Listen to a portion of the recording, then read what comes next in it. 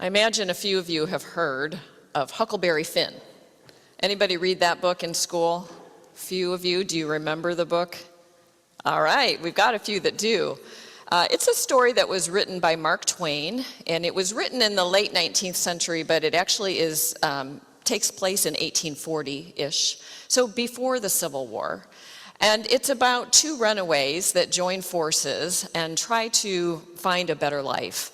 Now, one of the runaways is Huckleberry Finn, and he is a child who was taken in by a very kind Christian woman who tried to civilize him. She made him take baths, she taught him some manners, she took him to Sunday school, and he had a pretty good life with her until his biological father showed up and abducted him. And this man was a drunk, and he was abusive, and he kept Huckleberry Finn in a cabin where he would beat him every day until the boy escaped. He is joined on a raft floating on the Mississippi by another runaway person, and this is Big Jim. And Big Jim is a slave, and he is running away from Miss Watson, his owner. Miss Watson has been thinking about maybe selling Big Jim and making $800. But if she sells him, he will never see his wife or his children again. And so he decides to run away. He's hoping to get far enough north so that he can get a job, make enough money to buy his family back, to buy their freedom. So these two runaways, Big Jim and Huckleberry Finn, are on a raft, and they have all kinds of adventures as they float along on the Mississippi River. And at one point in the story, Huckleberry Finn has some conflicting thoughts, because he knows the law says if you find a runaway slave, you must return them to their owner. And he knows that Big Jim is a runaway slave. And Huckleberry also remembers being in Sunday school and being taught that good Christians obey the law. And if they don't, they are in danger of going to hell. And Huckleberry Finn does not want to go to hell. So he thinks about this for a while and decides he needs to pray. But the words just will not come. So then he decides, well, I'll just write the letter to Miss Watson. I will tell her where Big Jim is, and then maybe I'll be able to pray. So he writes the letter, he sets it beside him. He says he felt light as a feather. His conscience was completely clean. He had written the letter, and he still doesn't pray. Instead, he gets to thinking. And he thinks about Big Jim and all the times they floated on their raft, laughing and singing and talking. And he thinks about how Big Jim stayed awake all night long, keeping watch because he knew the boy was tired and needed to sleep. And he remembers how Big Jim's face would just light up with joy every time he saw Huckleberry, and how he said that he was his best friend in all the world. And then finally he thought about how good Big Jim was. He was just a good human being. And Huckleberry Finn made a decision. He said out loud, "All right, I will go to hell." And he picks up the letter and he rips it up. His letter to the slave owner never gets delivered because he sees the humanity of Big Jim.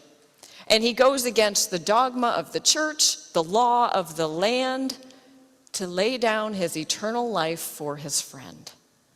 Now, doesn't that sound like a man from Nazareth who also broke lots of laws, especially healing on the Sabbath, and said there is no greater love than a man who will lay down his life for his friend? So the letter to Miss Watson does not get delivered, but Paul's letter to the slave owner does.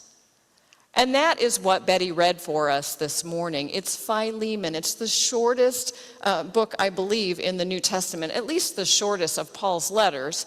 And it is written to a slave owner about a slave, and it is delivered by the slave himself.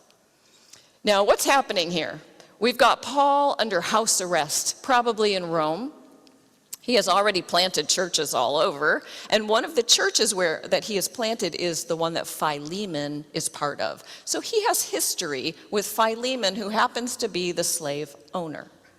While Paul is on house arrest, Onesimus comes to him. Onesimus is Philemon's slave, and he has run away. We don't know why. We don't know if he stole something. We don't know if he just wanted his freedom. We don't know if there was an argument. But Onesimus has run, and he comes to Paul. And Paul spends a lot of time with this young person. He teaches him all about Jesus and leads him to Christ. And he knows that Roman law says he should return the slave to the slave owner. Now, what do you think happens to a slave who is run away, who is returned? It's not good. Slave owners will use that slave as an example, and he will be beaten or even killed. So Paul is in a quandary. He's just as conflicted over what to do as Huckleberry Finn was, because he knows if he sends back Onesimus, he could be harmed. And so Paul writes a letter to Philemon. And it's a strange letter. If you have time to read the whole thing, it's very interesting.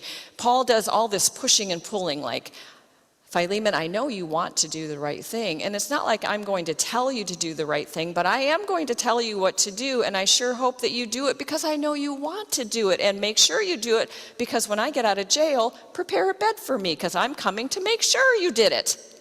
It's a funny letter. It's fun to read now that we understand the context of it. He sends this letter to the slave owner with the slave. Now, there are two big problems with this text. There's probably more, but there's two that we're going to cover today. The first is that while Paul upheld the Roman law, which required him to send the slave back, he broke Jewish law. And remember who Paul is, right? Paul's the Pharisee of Pharisees. He is a Jew and a Roman citizen. He would know that in Deuteronomy chapter 23, verse 15 and 16, it tells you exactly what to do with a runaway slave. You are to not return them. It is to protect the slave, because everybody knows what happens to slaves who are returned once they've run away. And you're to make room in your community for the slave. And Paul doesn't do that. He sends him back. And that is the second problem. Paul sent a slave back to a slave owner. This was called in the 19th century the Pauline Mandate. And many, many Christians in this country used the book of Philemon to justify human slavery, because Paul sent the slave back to the owner. And if he did that, that means it is okay to have slaves. Why did Paul do that? Why didn't he take this great opportunity to say, by the way, Philemon, let this man go? Instead, he says something like, receive him back as more than a slave. Receive him back as a brother in Christ. He never says, let him go. Why doesn't he do that? Why doesn't he take a stand when he can? Why didn't Mark Twain take a stand in Huckleberry Finn? He could have done the same thing. He could have said, slavery is wrong. But he doesn't do it either. So what is it that Paul and Huckleberry Finn are doing? Paul is not being a social activist here. Yes, slavery is an issue, but Paul is not as concerned about slavery as we wish he was. Now, why is that?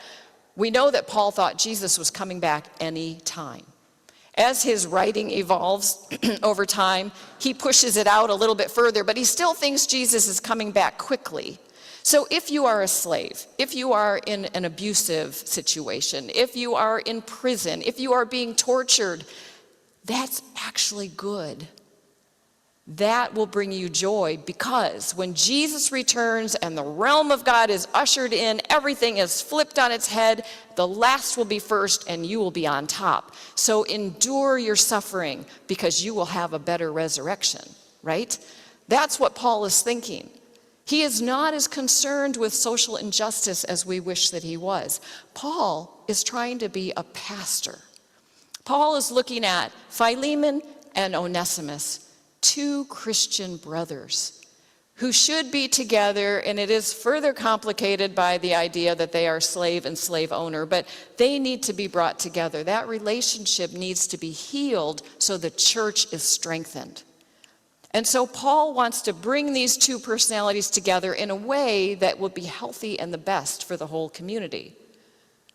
Huckleberry Finn is doing the same thing for Big Jim. He sees Big Jim as a human, and then he sees the slavery that takes his rights and privileges away, and he wants to bring these two together and heal that rift for Jim.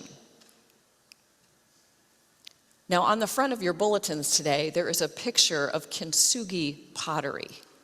It is a Japanese art form where a piece of pottery, something really, truly beautiful, is broken on purpose, and then the pieces are fitted back together with gold or silver or platinum to highlight the break and the healing. And the meaning of this pottery is to say that life is full of brokenness. That's part of it, but healing is to be highlighted and celebrated. Healing can make something more beautiful than it was before when the pieces come together. And so Paul today is trying to be the gold.